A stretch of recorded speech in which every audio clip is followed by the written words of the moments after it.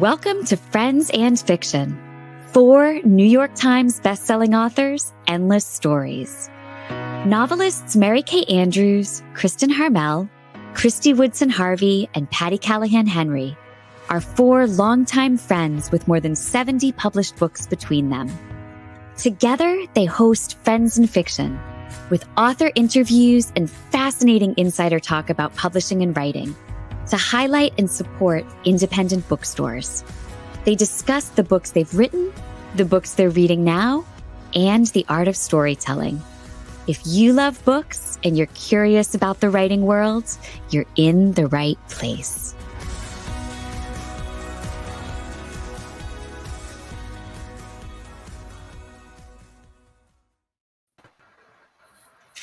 Hello, everyone.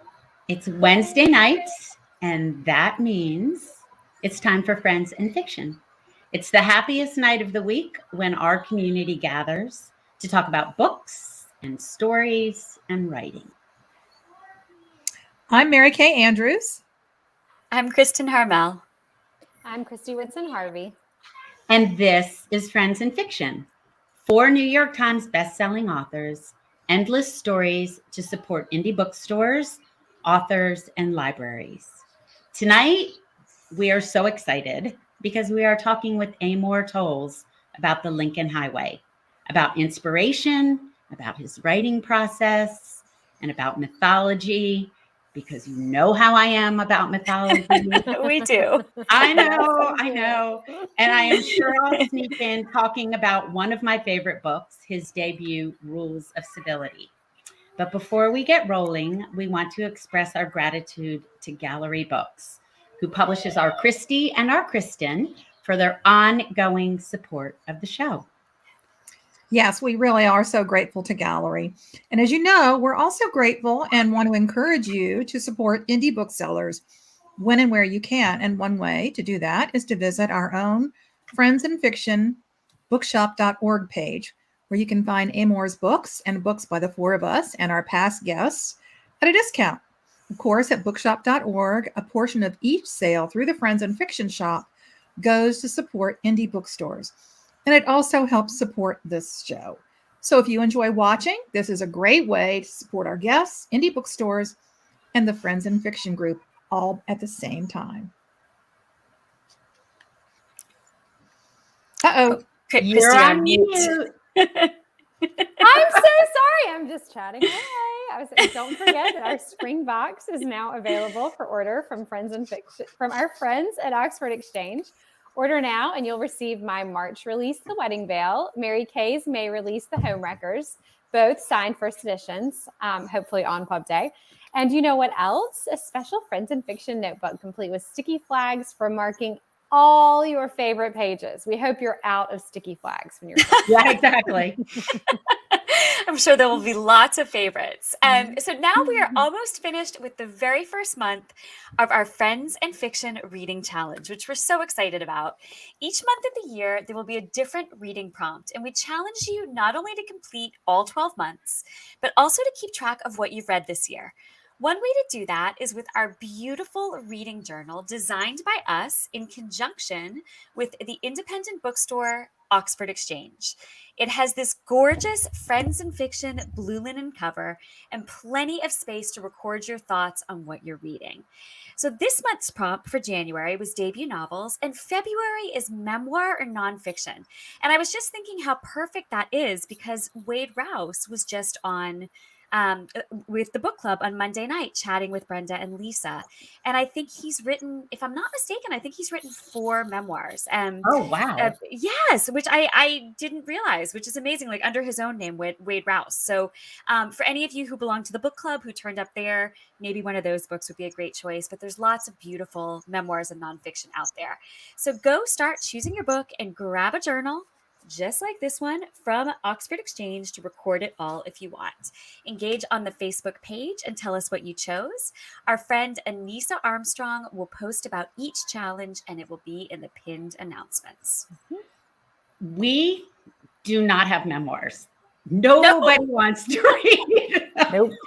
I did the laundry, and then I did the laundry again. I know. That's the extent of mine. Yeah. I know. All right, now let's welcome our guest for the evening. Amor Towles is the New York Times bestselling author of 3 beloved and highly acclaimed novels. I am such a huge fan of Amor's work, and when I met him and his amazing wife, Maggie, I did that embarrassing thing of superfans, and instead of playing it cool, I blurted out, "Oh my God, you're Amor. Rules of Civility is one of my favorite books of all time." But it looks like I didn't scare him off because he's with us tonight. I mean, as far as we know, he might have already been scared away. I know. I'm not sure. Might not come When back. we say welcome, Amor, he might 50-50. not show up. I know. Together, Amor's novels, Rules of Civility and A Gentleman in Moscow and The Lincoln Highway, that we're going to talk about tonight, have sold more than 5 million copies and have been translated into more than 30 languages. His novel, A Gentleman in Moscow, was on the New York Times bestseller list for 2 years and was named one of the best books of 2016 by the Philadelphia Inquirer, the San Francisco Chronicle, the Chicago Tribune, the Washington Post, and NPR. The Lincoln Highway, which was released in October of last year, debuted at #1 on the New York Times bestseller list and still sits there in the top 10.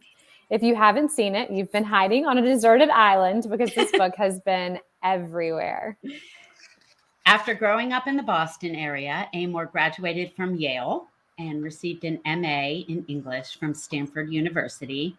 Shabby. I know, it's kind of shabby. Yeah. Yeah. He worked as an investment professional for over 20 years and now writes full-time in Manhattan, where he lives with his wife and 2 children. Sean, can you bring Amor on to join us? Hi, Amor. Hello, ladies. Hi. Hello, everyone. Everyone at home, too. Thanks for having me. We're so happy to have you. So you know how much I loved The Lincoln Highway. I read it over the holidays, and I felt like I took a true journey with Emmett and those beloved boys. But before we dive into the origins and the process and the fascinating aspects of The Lincoln Highway, can you give our viewers and listeners just a quick overview of what the book is about? Shortly before the book begins, a young man from the Midwest, a young boy, takes his younger brother to a county fair in Nebraska. A bully picks a fight with him. He punches the bully. The bully falls down, hits his head, and dies. As a result, our hero, who's 17, is sent to a juvenile facility, work farm, for a year and a half. The book opens the day that the warden is driving him home to his family farm in Nebraska. While he's been away, his father has passed away. His mother is long gone, and the farm is in bankruptcy. And so the warden is saying to him, listen, what happened to you was a freak accident. You're a good person. You've paid your debt to society. And so you should really be prepared to start your life anew. And Emmett says to the warden, that's my intention. But when the warden drives away, it turns out that 2 of Emmett's friends from the juvenile facility have hidden in the trunk of the warden's car. And they have a very different vision of how Emmett should spend his near future. From that moment, everything starts to go awry. And the whole story takes place in over 10 days in 1954. Which was a very good year. Oh my gosh, it's such a great premise for a book, and you know, I think you're so well known for coming up with these incredible ideas for stories, these great premises that you tackle. You said that you've been writing since you were a kid and that ideas kind of come to you as premises. You call them, I believe, notions. I've read that you've said before. So here at Friends in Fiction, we love talking about the origins of stories. With Rules of Civility, you've said that the idea came to you at a friend's house in Long Island when you saw photos of the New York City subways in the late 30s. And I think with The Gentleman in Moscow, you were in a hotel in Geneva. That's right. Can you tell us about the Lincoln Highway and what you were doing and where you were when you were struck by this particular notion?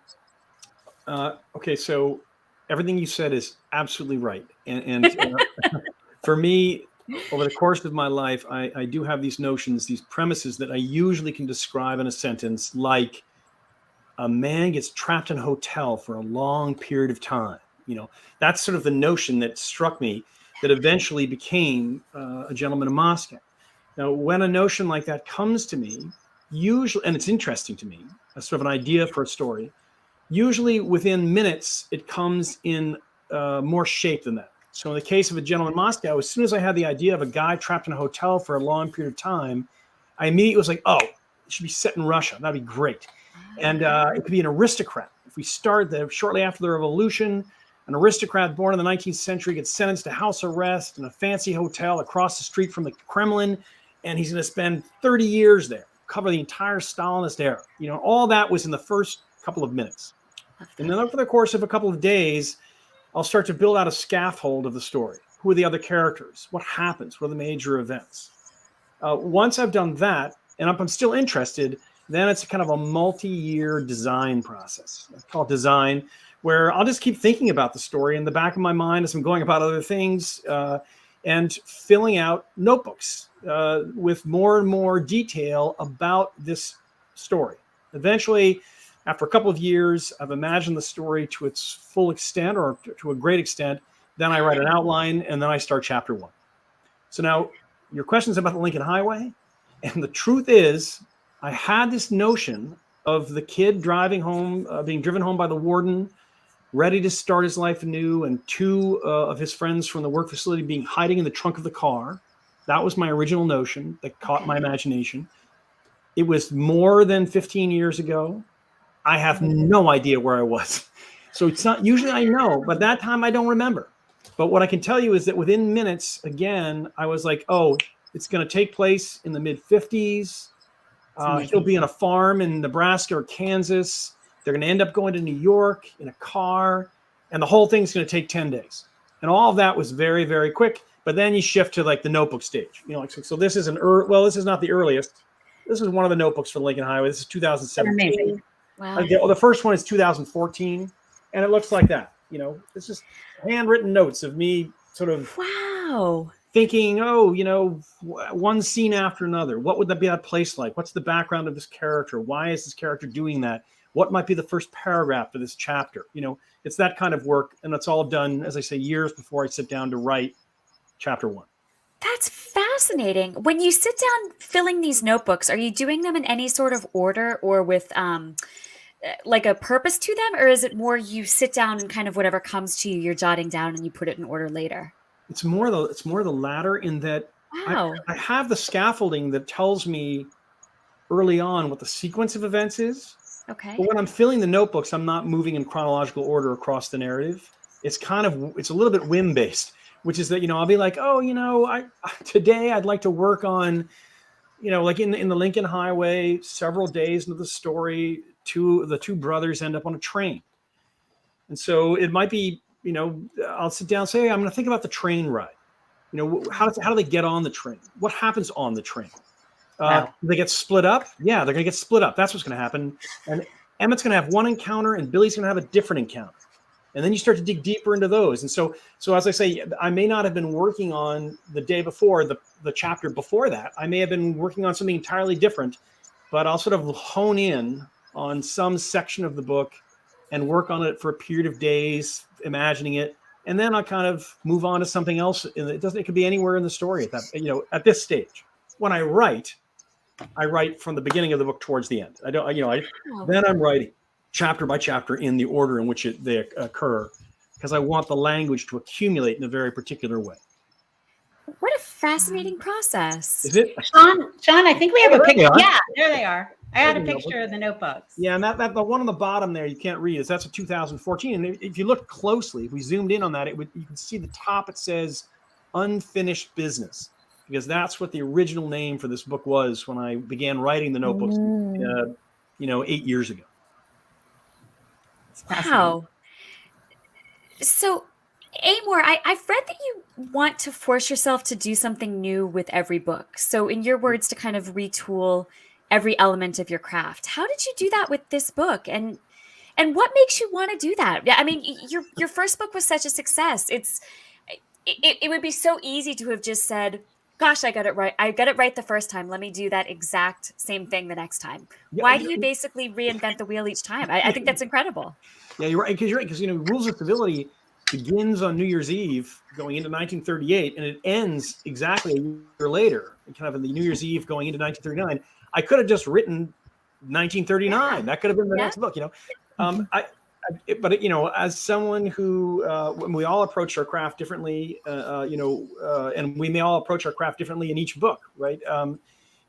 But for me, I'm very interested in how a different structure, a different narrative might demand a different tone, a different vocabulary, a different semantics, a different poetics. And I want to find, when I take a story, what is the structure that serves this tale? What is the right poetics to service it? What are the right sort of tone of the narrative? What's the right psychological perspective? And what's the right vocabulary? And so that's part of the fun for me.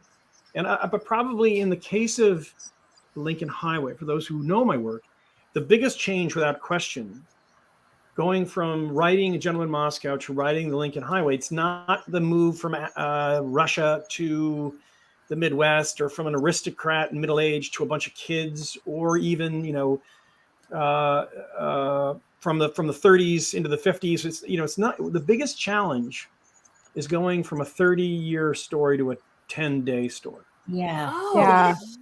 yes. A 30-year story. And, I'm telling this to 4 people who know this, but for those of you who are listening in, a 30-year story, the nature of it is it's about evolution by definition. Because what you have is the time. I have the time as the writer. You have the time as the readers to experience how the central character is changing over time. How he, in this case, he is maturing. You can watch an acquaintance become a full-blown romance with a Count and Anna. You can watch, basically, in essence, a babysitting job become parenthood through the Count's relationship with Sophia.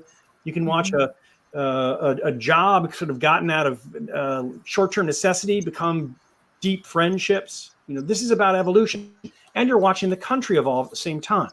And so when you shift to a 10-day story, in this case, really focused on 3 18-year-old boys, roughly, and an 8-year-old boy, and an 18-year-old young woman, too. When you shift to 10 days, you don't have the luxury of being able to lay out those kinds of evolution, and the reader doesn't get the benefit of that evolution. So the challenge is, how do I give the reader a sense of the past these characters are coming from, and the future that they might go to, but all through the narrow aperture of this limited time frame. And that's a big part of the challenge in this book, and getting that right was part of the adventure of taking the different task. I love that. Wow. Mm-hmm. Me too. It sounds fascinating and also terrifying to begin Terrifying, again. but in a good way, though. Like, that's how you grow. That's amazing. Yeah. Right. Yeah. This is not my real question, but as you were talking and as I saw those notebooks, I had to ask you this. You will not remember this, but I can't even remember what festival it was, but we did a festival together a few years ago. And I remember in the signing line, I was sitting beside you at the signing table, and you had stamps that you were putting inside the books. And so that was for A Gentleman in Moscow. So I'm wondering, did you have stamps for Lincoln Highway when you do signings? Yes, I had a jazz stamp for Rules of Civility, and I had St. Basil's Cathedral for A Gentleman in Moscow, and I have a sort of a sign I made, which is sort of a highway sign for the Lincoln Highway. I mean, almost like it looks like a contemporary or the shield that you would have to identify a highway, and I have that for the Lincoln Highway. Which I should I can only use if the line is short enough. You know what I mean? I remember sitting there, and it was, I wish I could remember where it was, but it was one of those huge festivals where like you walk out and there are all these people standing there, and I'm always like panicking and like, oh my gosh, I need to hurry up and get through the line. And you had like 10 million people, and you were just cool as a cucumber. And I was like, I don't know how he does this, but I need to bottle it because I am not cool in this situation. That's awesome. Okay, but on to my real question. That was not it. Go ahead, Chrissy. As Patty mentioned, we really want to hear about this mythical heroic journey. So this novel is a coming-of-age story, for those who haven't read it, of 4 boys in 10 days on a road trip in a 1948 Studebaker Land Cruiser. And Mary Kay found a picture of one of those so everyone could see. But the hero's journey isn't just in their trip. It's also echoed in the fictional book Professor Abacus Abernathy's Compendium of Adventure A to Z that mixes real and mythic heroes, a book that your character Billy carries everywhere. Your story tracks so closely to Joseph Campbell and his idea that myths teach us to live. Oh, there's the car. Oh, there's the car. Yes. We had it. So was it intentional that you echoed the elements of the mythic journey here? And can you tell us a little bit about that? I guess I have to take a step back and sort of give it the kind of the way that it unfolds for me and the sort of the bigger perspective, which is that I think that because it's a book about 18-year-olds, and as I say, you're right, there's an 8-year-old brother, but there's really 3 18-year-old-ish boys and this 18-year-old woman, Sally.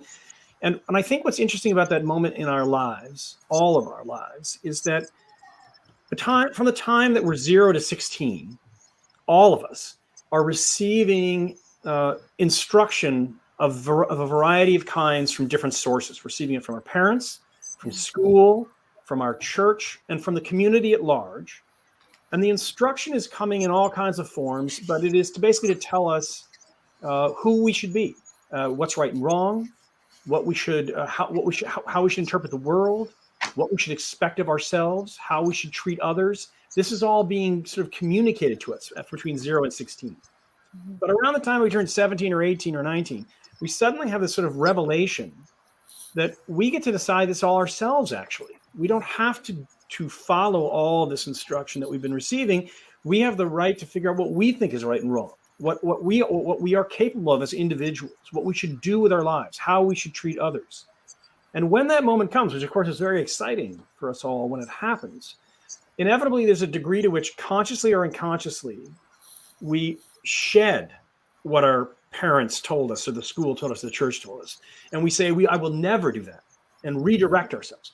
Or consciously, unconsciously, we may amplify something and say, I want to be like my father in this respect, or my mother in this respect. And, I want to pursue that in my life. And so that can kind of go on. Now, the other component here, though, goes to your question, is that a big factor in the way that the church, the school, the community, our parents give us instruction and guidance and shape us is through narratives. Our parents tell us about their own childhood and about what they've been through. The church, it comes in the form of parables in the Christian church and tradition, but the Jewish tradition has a very similar setup.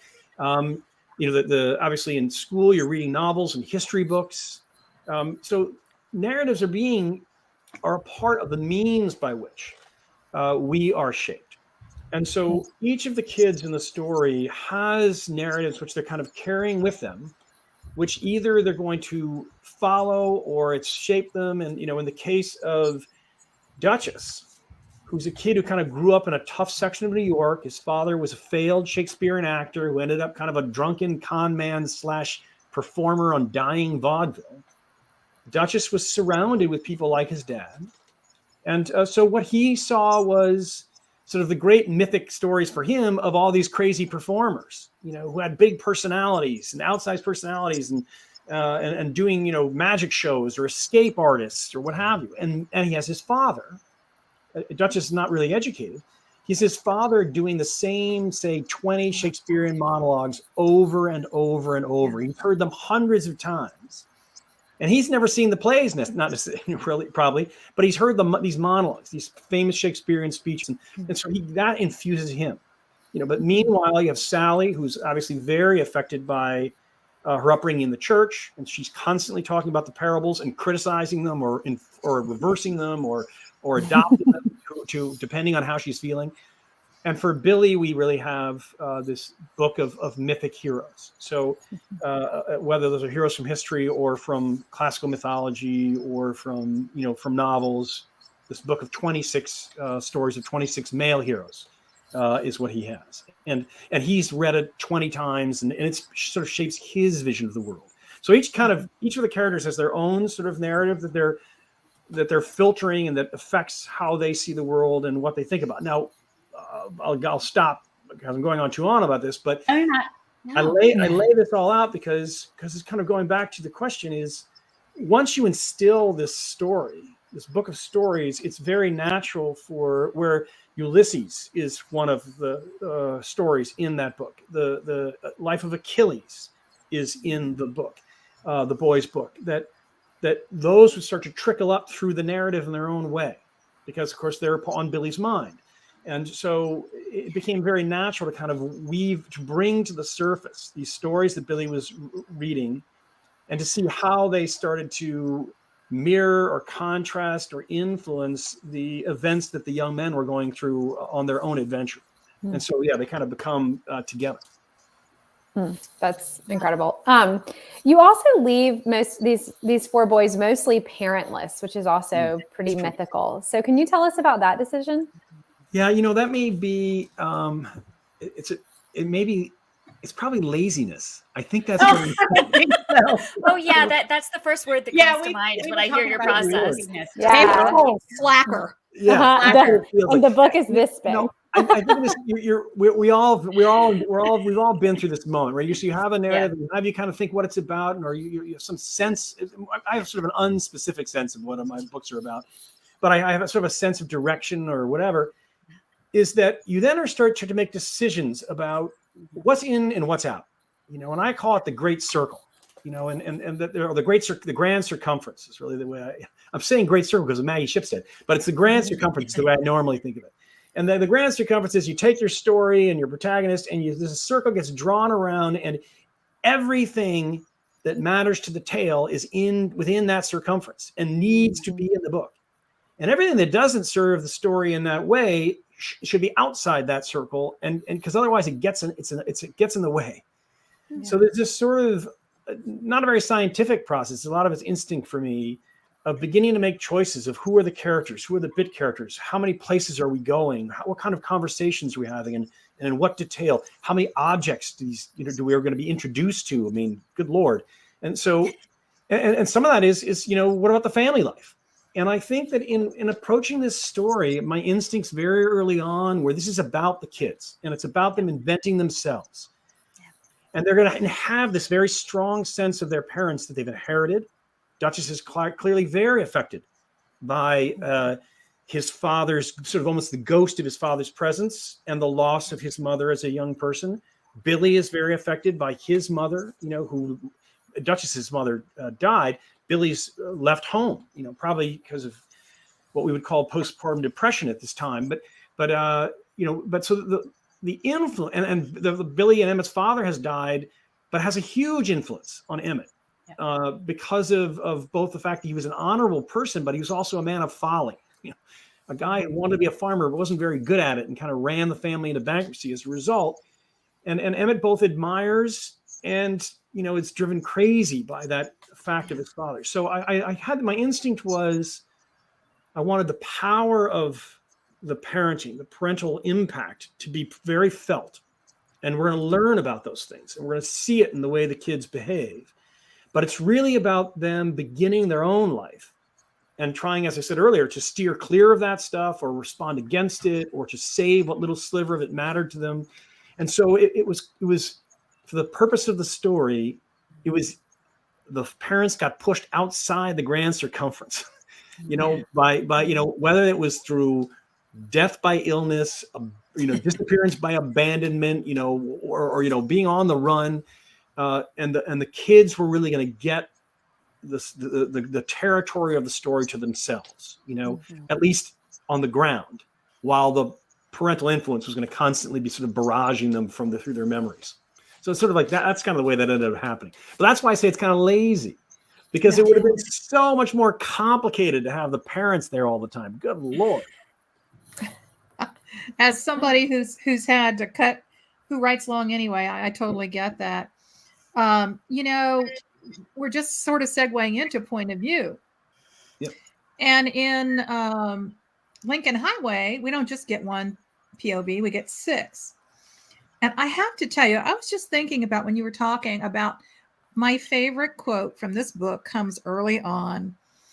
And it's when Emmett tells the man that he apprentices with, Mr. Schultz, about becoming a carpenter. And he says, "The way I figure it, Mr. Schultz, it was Job who had the oxen and Noah who had the hammer." And I don't know. To me, that sort of gave me an early viewpoint into who Emmett was That's right. And I love that he was polite about it, but he felt free not to take people's advice when he didn't want to. Anyway, so without spoilers, there are a couple characters in Lincoln Highway we only hear from once or twice. You know, it was seamless, but it also felt necessary to hear from all of them to get a fully rounded picture. And, you know, you just talked about the great circle. So how did you decide who's inside the circle and who's out? Yep. And the truth about that is, if you went back to, you know, the early notebooks where I was designing the story, from the beginning, the idea was 10 days. Right. But it was going to be told from Emmett and Duchess's perspective, back and forth for the full 10 days. We'd hear from Emmett, and then we'd hear Duchess in day one. And day two, from Emmett and Duchess, maybe we'd hear from them twice. But it would go back and forth. The baton of telling the story would be handed back and forth over the course of the 10 days. And I got into actually beginning to write chapters. And as I was writing the chapters, it began, and thinking through some of the way the chapters would be realized, what really became clear to me was that that the voices of some of these other people deserved to be heard. They needed to be heard. And that was partly because I knew those characters so well. I knew what Sally sounded like. And she appears in the first chapter, and we hear her kind of and in the morning of the second day, we hear her battering back and forth with them, and we get a sense of who she was, but we don't really get the really acute sense of who she was. And I felt like, you know what, the reader should hear her. You know, I can hear her. They should hear her. And so and same thing with Wooly. Like, you know, it's not going to be enough to hear what Emmett thinks of Wooly and what Duchess thinks of Wooly. We need to hear how Wooly sees the world, because I think that's really the secret to understanding him. Is sort of just to look through his eyes for a minute and hear his tone, and then, you know, it would add richness to not only our understanding of him, but of the tale as a whole. And so, I went from being a 2 point of view story to an 8 point of view story. In the end, there's 8 in all. And so, you know, the decision of who goes back to that sort of instinct a little bit, which is like you're kind of Emmett. I'm not giving much away because it's pretty early in the book, but Emmett and Billy end up on a train, and they get separated, as I said earlier. And Emmett stumbles into a Pullman car where 2 young, rich men who are a little bit older than him, not much older, but a little bit older, are there, having after a night of debauchery in their tuxedos. And Emmett witnesses this, and it makes an impression on him. And they talk, 3 of them. There's sort of some humor in it, and et cetera. And it triggers some thoughts for Emmett. Meanwhile, Billy is encountering a gentleman named Pastor John, who's a rather sinful pastor. Not a good guy. Not a good guy. Not a good guy. And he's going to get bailed out by a black middle-aged veteran named Ulysses. And so those are 2 scenes in a way they're running in parallel. But for whatever reason, my instinct was, we're going to see that Pullman car scene from Emmett's perspective. We're going to meet these 2 drunken characters, but we don't need to know what their thought process is. You know, we don't need to know how they see the world. But as soon as I had Pastor John in my head, I knew what he sounded like. And it made so much more sense for him to tell the story of discovering Billy than vice versa. And then it made so much sense for Ulysses to come in and tell the discovery of him discovering Pastor John and the boy. And you have this sort of them, partly because I wanted to protect Billy from his identity for a while. I didn't want the reader to know too much of what he sounded like yet. I wanted that to be, you know, I wanted the outsiders to be looking at Billy, meeting Billy, talking to Billy, and being affected by Billy. And so anyway, so those decisions get made in that way. And then, you know, eventually you do get to hear from Billy, you know, spoiler alert, I guess. But at any rate, you know, there's not a great science to it, but that's the way it worked out. But I cannot imagine this book being a 2-person story. And even when it was 2 perspective, all the events would have happened just as they happen in the current book, but it would have been a much less interesting book, I think, for the reader. You know, for me to write or for you to read. Yeah. I mean, the landscape that you created was so vivid with this cast of characters. I can't imagine leaving out Wooly. Yeah. Or Billy or Sally. And I swear to God, I just love when Sally's flinging things because she's so mad. I love her. She is so good. I've been that way. And even before you tell us why she's mad, we know why she's mad. She's had enough of that. She's had enough. All right, Amor, being a lover of Rules of Civility, I saw some spider web connections, just a few little filaments. Wallace Wooly Martin is the nephew of Wallace Walcott. Yes. From the Rules of Civility. There's also an army watch and a camp in the Adirondacks that are both in the novel. And I loved revisiting that for such an impactful scene. But you call it contextual overlap. Was there a reason you did this? Great. Or was it just... Did I say that? That's great. You said that. You're so brilliant. You're so smart. Actually, I said it and then gave you credit. No, I didn't call it contextual overlap. But yes, go ahead. I didn't interrupt. Anyway, was there a reason you did it, or was it just fun Easter eggs, or did you want to revisit it? I'm curious. It is an aspect of it is that it's fun for me. I mean, that's an aspect. It is true for those who have not read Rules of Civility, have not read both Lincoln Highway and Rules of Civility. You should know that it doesn't matter. You don't have to read one to enjoy the other, or to understand the other, or to get the most from the other.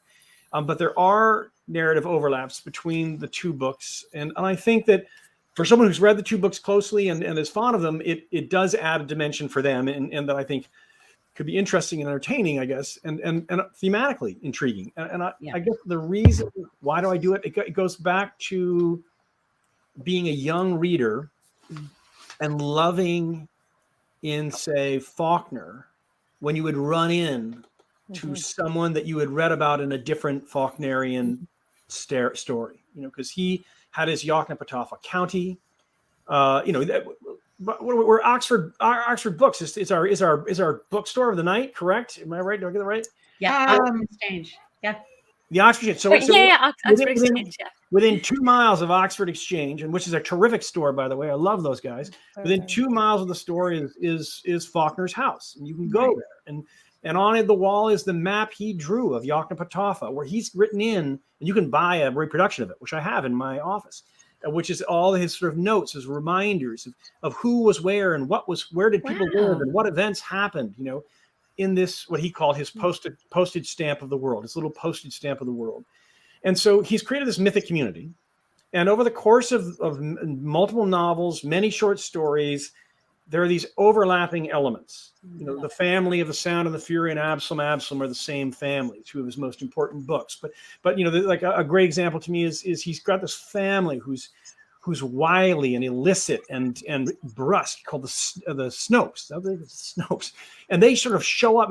Suddenly they'll be in the middle of a story, and then the door will open, and the Snopes will come in. You're like, oh man, here come the Snopes. Here we go. I know what these guys are all about.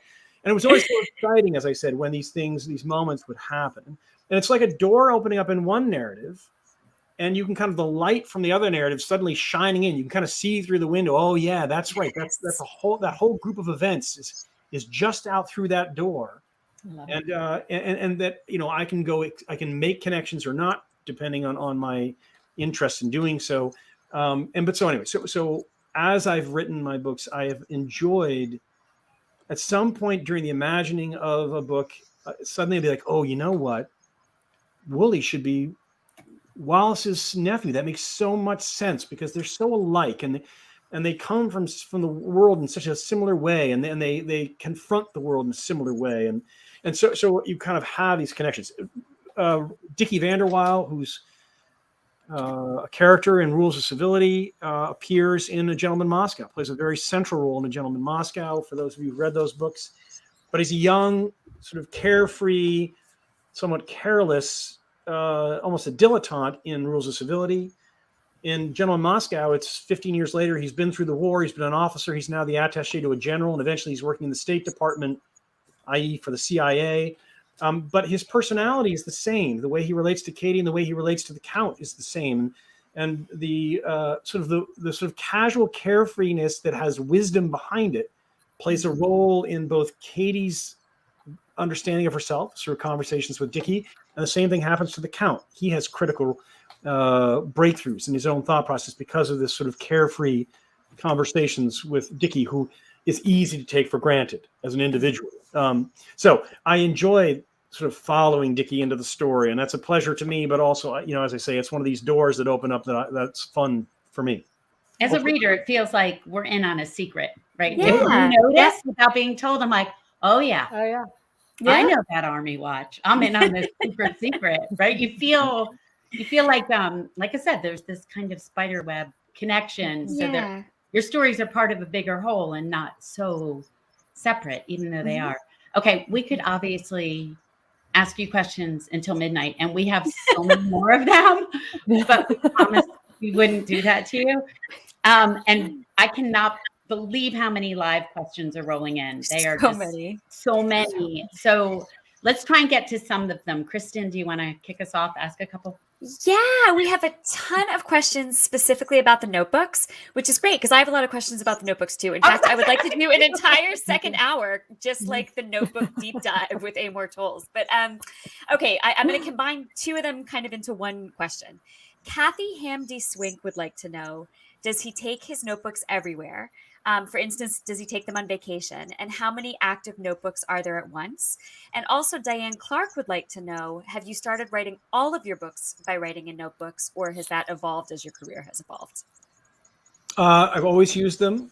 I do take them everywhere. But what I'll do is because your question was right on, in that I have multiple notebooks that serve different purposes. So I have different stories that I've been thinking about over the long term at various levels of development, as it were. And so and then I also have notebooks that are catch-all, where it's just different things I'm writing about and thinking about that may become a bigger story down the road. You know what I mean? There might be a new idea, or it might be a sort of a little insight that I'm fleshing out, or a short story concept, or whatever. And so I have both the notebooks dedicated to long-term narratives, and I have the more general ones.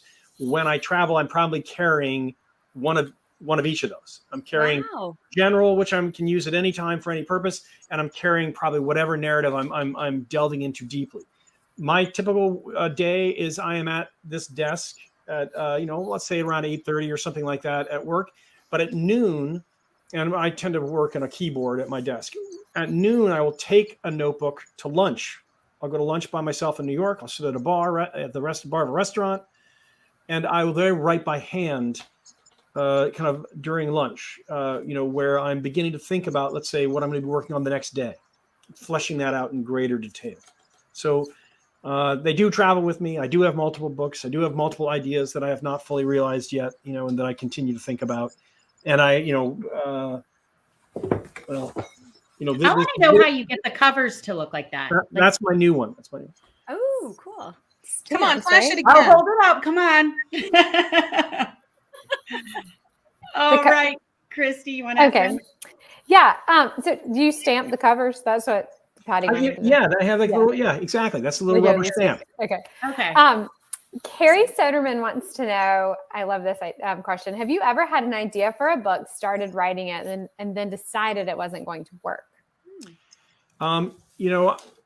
As was mentioned earlier, when I was 25 and I had moved to New York City, and I had been writing since all I'd ever want to do was be a writer since I was in first grade.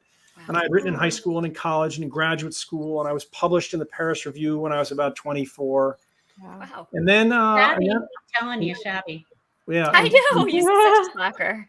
And then I joined a friend of mine who had started an investment firm, and we worked together for over 20 years. And that firm is still, around. It's significant and thriving, and and everything. But I was in the investment business for that 21-year period. And the first 10 years, I stopped writing as we were sort of building the company and recruiting colleagues and clients and refining our craft, et cetera.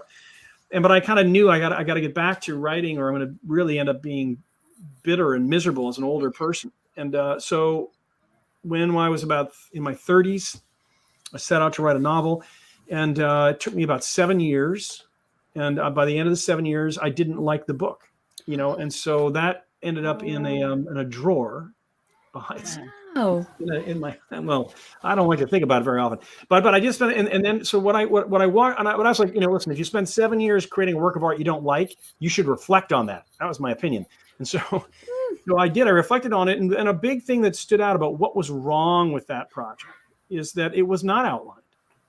And again, different writers are trying to achieve different things in different books, and they're trying to achieve different things from book to book.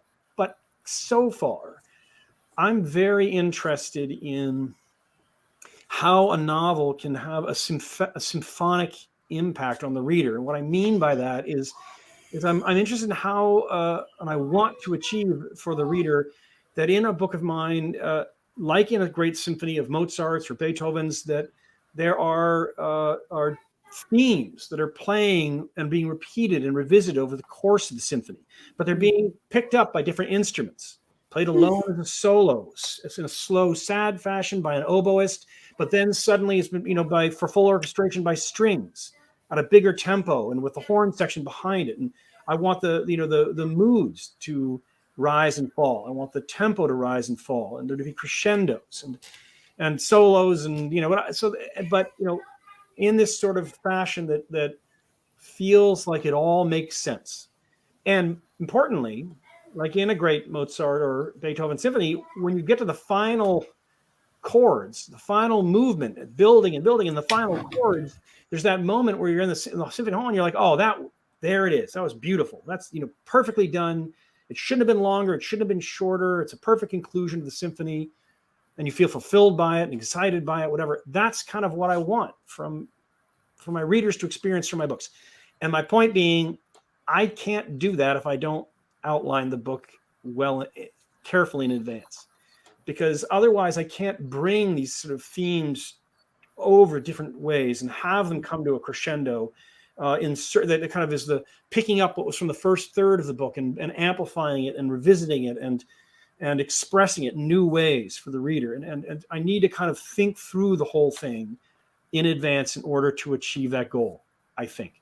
And that's what I didn't like about that first novel. And so the answer to the question was, have I ever started something and not continued? The answer is absolutely, in many small ways, but at least in one giant way that cost me 7 years of my life. Wow. But it didn't cost. No, that's right. And I had a job at the time. It wasn't like what you learned and what you brought forward into your next work made that one happen.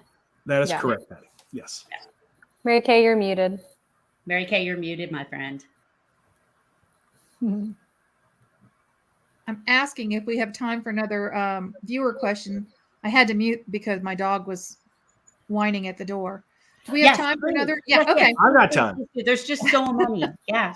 Yeah. So Claudia Dursa wonders if Amor will revisit Moscow or The Gentleman later in life with the changing political climate. Like, are you interested in the Cold War? Are you interested in? That's a sneaky way of asking, what are you working on?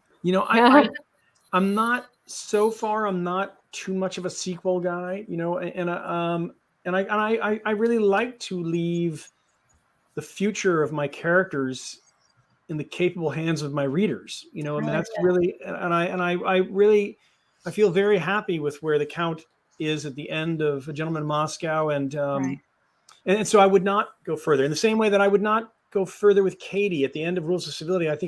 Or Tinker. I think I've told you everything that you should know that I should tell you about Tinker and Katie at the end of Rules of Civility. Eve became interesting to me, and I wrote a series of short stories about Eve, who's a character in Rules of Civility who dashes off to Hollywood in 1938. She's a real troublemaker. So I kind of revisited that, and I may do that as a book at some day. If I was ever going to revisit A Gentleman in Moscow, I would probably revisit Sophia in Paris or America rather than to go back to Russia. But I may never do either of those things. So the next book I'm working on is different. It's a different group of people, a different place, a different time. It's different. It'll have some weird overlap, but it's mostly different. I think that's all we're going to get out of what you're working on. I I think we've tried a couple different ways, and that's all. I think it's in the vault. I know, right? I like that. Okay, Amor, there's so many viewer questions. If you get a chance later, you can stop by the Facebook page and answer some of them. But we were talking earlier. This is not. I mean, I will try. Also, if you can go to amortowles.com. Oh, And the contact page, you get an email right to me. So if you've got a pressing question that I have not addressed either on your Facebook page or here tonight, you can always send it to me, and I will do my best to get back to you. Oh, good. That's awesome. The most pressing question they want. The most pressing question they want to know is what you're drinking, Amor. Well, yeah, that's an old fashioned. That's an old fashioned bourbon. Yep. And I feel like this has been one long writing tip. You have. Yep. I mean, I feel this is going to be an episode I watch again for sure. Me too. Mm-hmm. But do you have one good writing tip you could share with our viewers? You know what? For me, it's pithy, so I hope it doesn't. It's not. But the truth is that my only real good tip is because it's what's helped me is read, write, repeat. Yep. So since I was a kid, I'd read deeply into some arena. And then I'd go and write, not necessarily when I was really young, I just try to copy what they were doing. I read a Ray Bradbury short story and, science fiction short story, and I go write a Ray Bradbury science fiction short story. But over time, it was more that I might take a year where I'm reading the works of Gabriel Garcia Marquez, let's say, and to really sort of let that sink in. And then to occasionally sort of recognize what is it about his work that's so compelling and so unusual? And what is he doing? What is he trying to achieve? How does he achieve it? And to eventually let that influence an experimentation of my own, which may not be a Marquez-like story. It may be a story set in, New York City among, at a cocktail party. But yet there's something in the way that he's approaching things that I'll sort of allow to kind of, in essence, change my instincts about the way that I would approach the scene, change my habits, explore a different way of visiting a ground that I've visited before, and so that's why I say read, write, repeat is a very genuine recommendation. And I have a book club. I'm in a book club. There's 4 of us. We've been together for 18 years.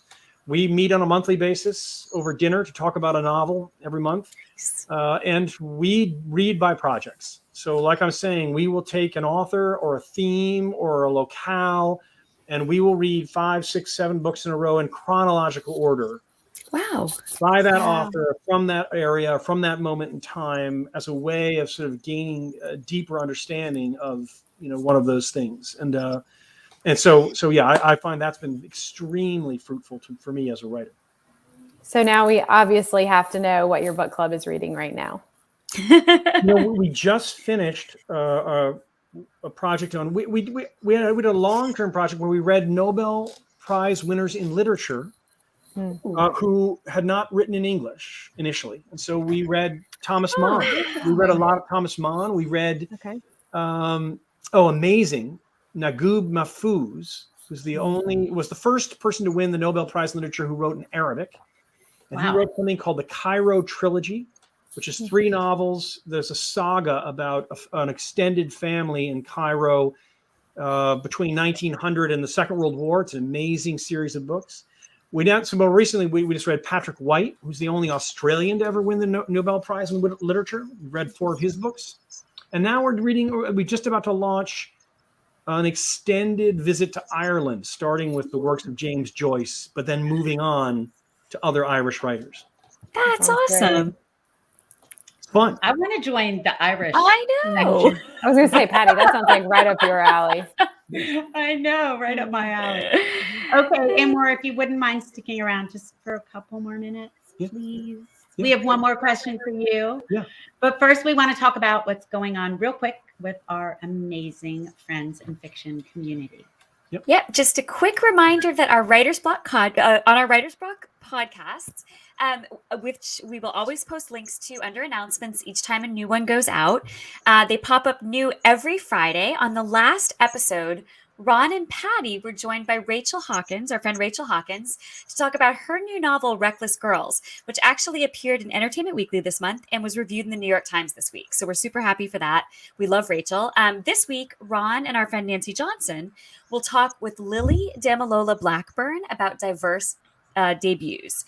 So don't forget to subscribe wherever you get your podcasts. And while you are at it, hitting those subscription buttons, make sure to subscribe to our newsletter and our YouTube channel so you never miss a thing. You can also find selected Friends in Fiction back episodes on Loco Plus, a new streaming platform, which also includes lots of brand new content from other independent creators. And if you're not hanging out with us yet in the Friends in Fiction official book club, you are missing out. The group, which is separate from us, is run by our friends Lisa Harrison and Brenda Gardner and is now more than 10,000 strong. So join them on February 4th for happy hour with Ron Block. Did I say January? February 4th? For happy hour with Ron Block and author Nancy Johnson.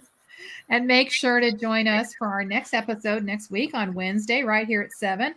It'll be Thriller Night. We're going to welcome Altair Burke and Allison Pataki.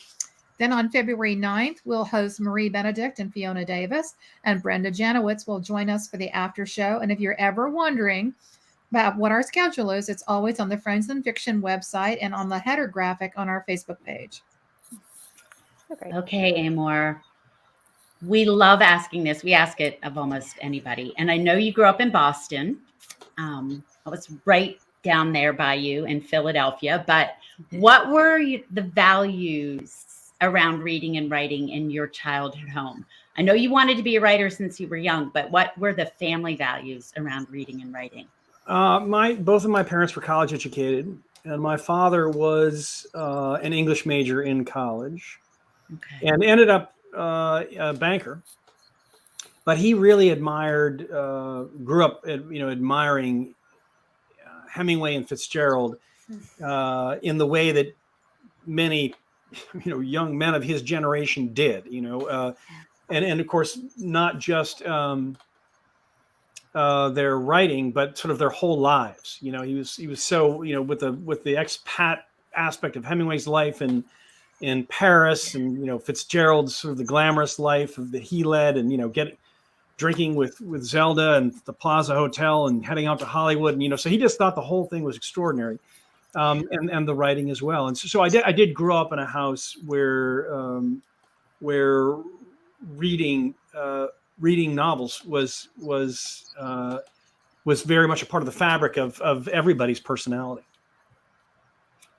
That's awesome. All right. Before you leave, can you tell our viewers where they can find you? I know you have a really informative website. Yeah. Are you on social media? Where can For a second, I thought you meant like, what restaurant do I eat lunch at? I'm like, That would be great. I was actually Patty, I'm not even going to tell you that. I was going to say, I promise I'll just sit quietly and write in my notebook. I promise. I was thinking about the people who freak out when they see you, like writing in public, and this, like, that's Amor Towles. Yeah.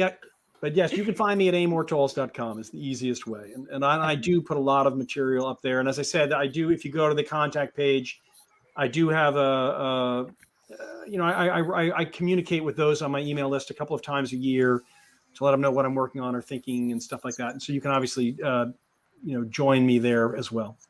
But I will be on, as Patty mentioned, on the website is a list of all the events I'll be doing in the next 6 months. And I will be speaking about the Lincoln Highway in multiple states, about over 20 events in the next 6 months. And so if you're in my neck of the woods, please come.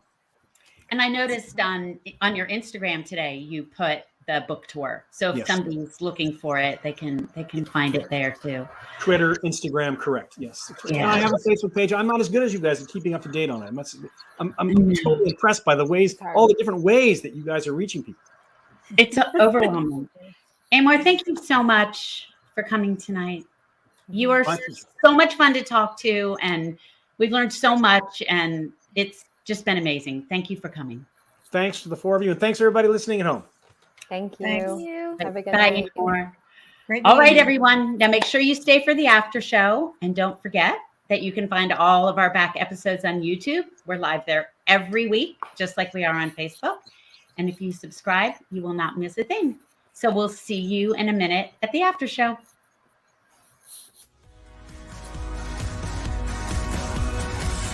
Thank you for tuning in.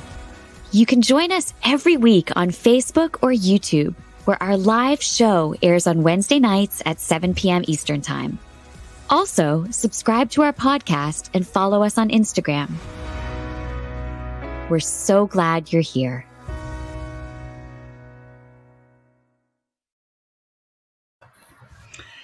Oh my gosh, that was so fascinating. Welcome everyone to the after show. That was fascinating. Great. I think we could have asked him questions and same with a lot of questions for at least. I have like 11,000 more questions. Well, and you know, we've talked about this before, and it was so interesting to hear him say this.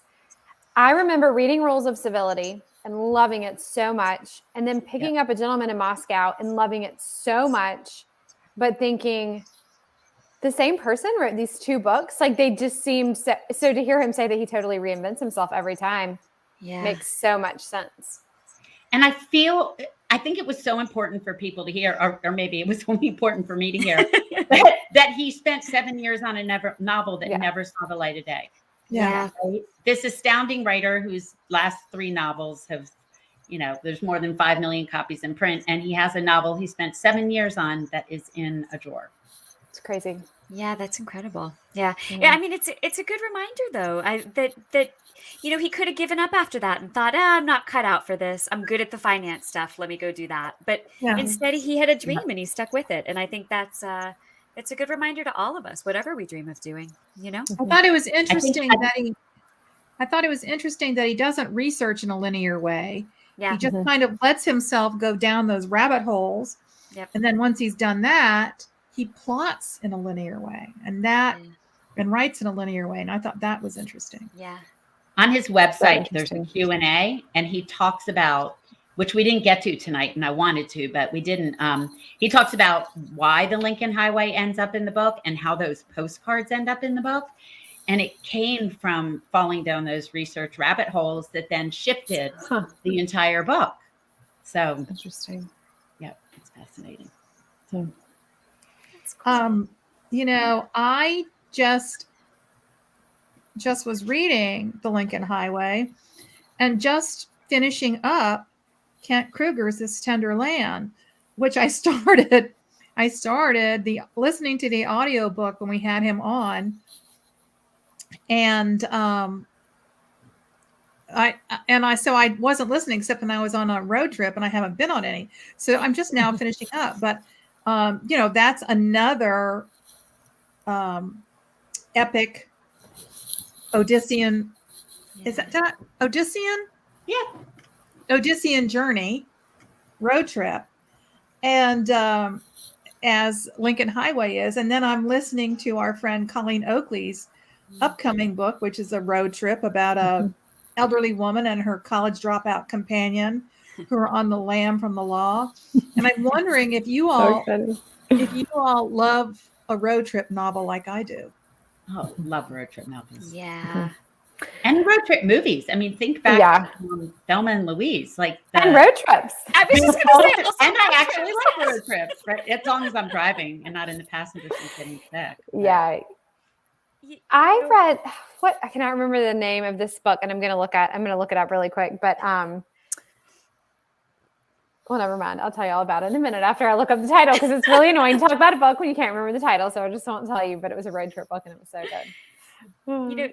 That's what my memoir is going to have to be about. You know how earlier I was saying if I wrote a memoir, it would just be I threw in a load of laundry. You would have the most fascinating memoir. You've interviewed everyone. You've met every famous person in the world. Do you guys lived in Paris? You lived in Paris. I did. But my best You're road friends trip, with us. I mean, what more do you need? I just really need to write about you guys. Memoir. I'll spill all your secrets. No, the most fascinating road trip I've ever been on is the one I went on on a tour bus with Chubby Checker and his band. He picked me up in Florida. We went all the way to California, and he dropped me off in Pennsylvania at my friend Kristen's house so I could meet her new baby. Like, how funny is that? I slept in one of the bunks it was a band tour bus. I had like a kitchen and a bathroom. You write a story about that. How is that not in your memoir? I slept in a bunk. This is the plot. No, this is the Yeah, it is actually. It's the John Candy. Yeah, it's the mom journey. Remember when she's trying to get home to Chicago? Oh, yeah. Yes, I do remember. Planes, Polka, trains, polka, and polka. automobiles. Cooler than that, though. I promise. Yes. It was cool. We Planes, stopped trains. it's some like little town in Nevada, and he didn't want me to gamble because he doesn't believe in gambling. So like I snuck off in the middle of the night to gamble. Like I was it was crazy. I'm gonna, you know what? I'm gonna send a picture next week. We'll do a picture next week of me standing outside this tour bus that says Chubby across it. And the funniest thing about riding on Chubby Checker's tour bus, well, there are a lot of funny things, but he actually occasionally drives his own tour bus, like when the tour bus driver needs to get sleep. So can you imagine rolling down the road and you're like, oh, that's Chubby Checker's tour bus because it says Chubby Checker on the Wildcats on the side. And then you look at the window and it's Chubby Checker driving his own tour bus. Wouldn't you be like, oh my gosh, oh my God, I have so many fun stories with him. He's such a great guy. I took a college road trip with my besties when we were juniors in high school. Somehow we convinced our parents to let 4 of us load into my friend's 68 Mustang and go look at colleges. And so we went to Florida, and we had friends who had graduated, a year ahead of us who were at these colleges. Maybe it was our senior year. So we went to Florida, which was, none of us wanted to go there. Sorry, Kristen. Hey. We went to Georgia, and I was like, no, I'm not going to Georgia. It's too big. We went to Emory. We went to Duke. We went to Chapel Hill, and we bought wine in a gas station somewhere. It was Tickle Pink. You probably bought it at Ken's Quickie Mart in Chapel Hill. I don't know. It was definitely someplace sketchy. I'll say that. Well, that's hilarious. I mean, road trips are they're mythical. Somebody just wrote Doris Biddick said her favorite road trip book is Anne Garvin's. I thought you said this would work. That is such a great book. I blurbed that. I loved that book. Yeah, that was a good one. It's hilarious. She's so funny. That's such a funny book. Yeah. Mm-hmm. Yeah. Well, road trips rarely, if ever, go what you plan them to be. Right. Like we're going to Which is stop the here fun. and then stop here and it falls apart. That's exactly. On that same Chubby Checker road trip, we were stranded by the side of the road for like 6 or 7 hours because we got caught in a sandstorm in Winslow, Arizona. So I've never been able to hear that song, I was standing on a corner in Winslow, Arizona. Yeah. Such a fun sight We were to stuck in see. a random sandstorm that was blinding. So yep. In a flatbed Ford.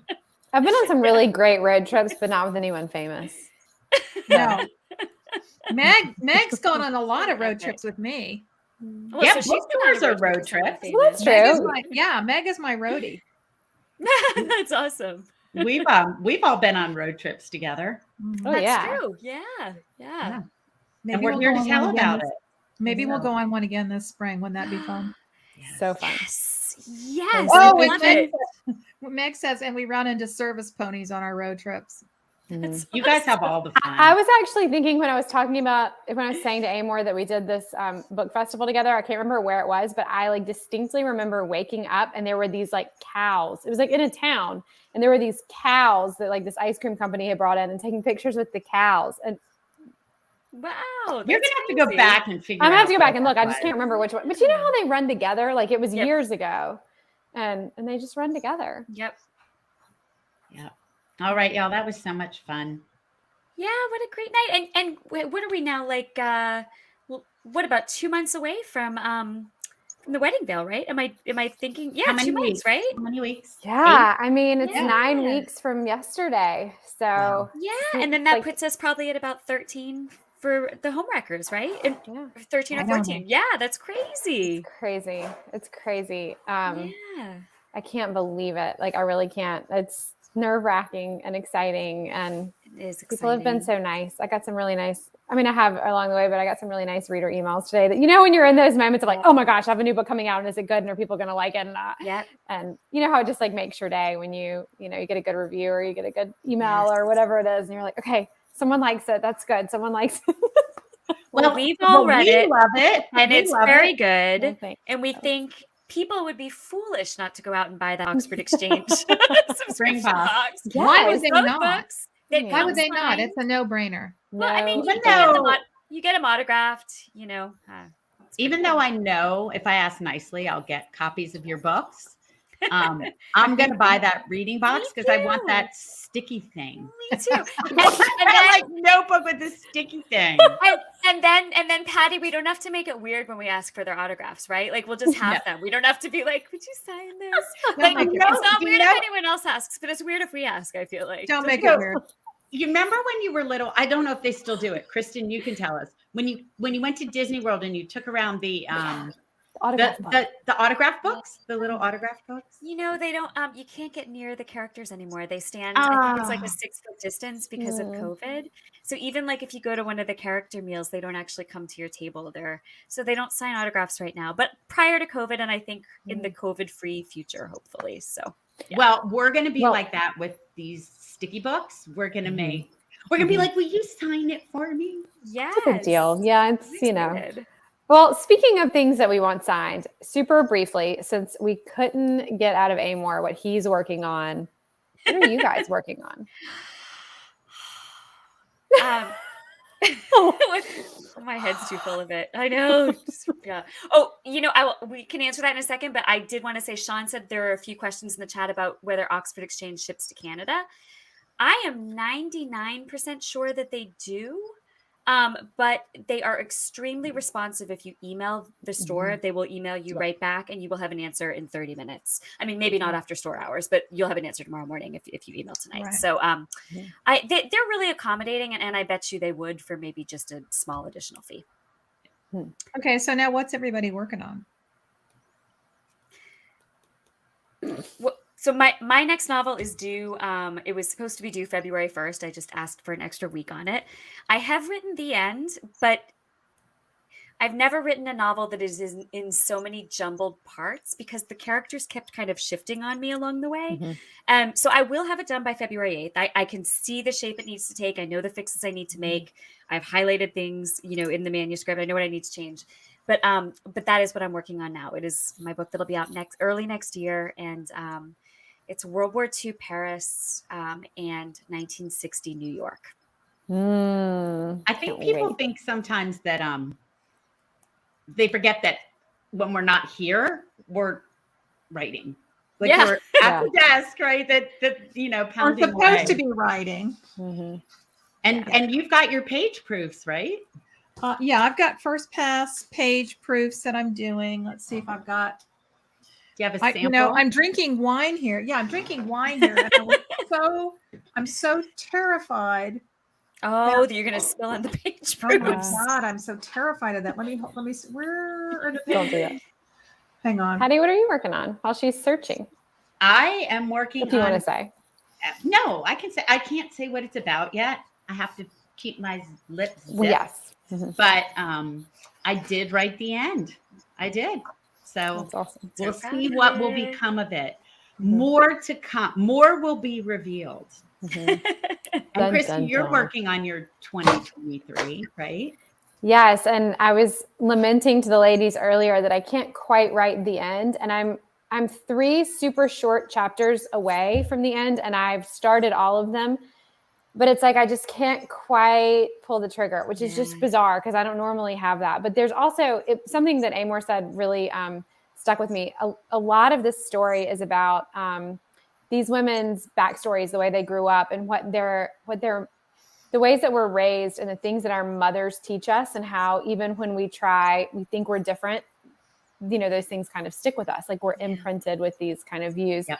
And there are a couple things that I know I kind of need to go back and flesh out a little bit more. And I think maybe that's why I can't write the end. And so I think I'm going to have to do that first or something. Yep. I don't know. When I can't write the end, it means there's something I haven't put in yet. Yeah. Like But normally I write the end and then I go back. Like I always have a big list of like, I know I need this, I know I need that, I know I need this, because it becomes clear as I'm writing. Yeah. But it doesn't matter. I mean, whether I write the end now or I write it after that, it's still the same book. So Yeah. I love what he said about, comparing it to a symphony with the other instruments coming in, wanting to end it. I don't want to put words in his mouth, but sort of you want to end it with a giant flourish. And I think that's what we're always all hoping for sure. that when you end a novel, that you send your readers off with some memorable impression. Yeah. Absolutely.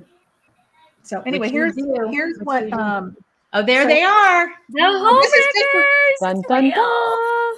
This is just very early. And then I'm working on and the ladies have been helping me critiquing synopsis for the next project. So that's all I can say about that. We're excited.